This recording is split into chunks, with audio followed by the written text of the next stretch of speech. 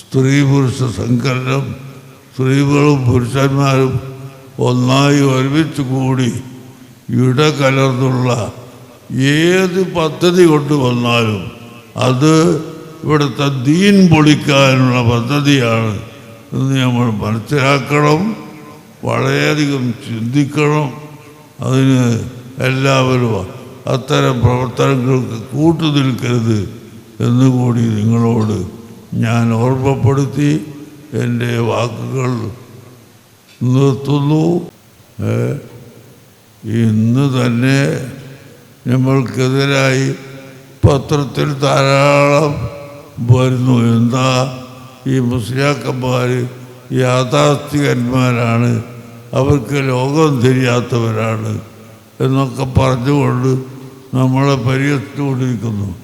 ഞങ്ങൾക്ക് ലോകവും തിരിച്ചിട്ടുണ്ട്, മറ്റേ ലോകവും തിരിച്ചിട്ടുണ്ട്, എല്ലാ ലോകവും തിരിഞ്ഞിട്ടുണ്ട്. അത് തിരിയാണെന്നും പറയുന്നതല്ല.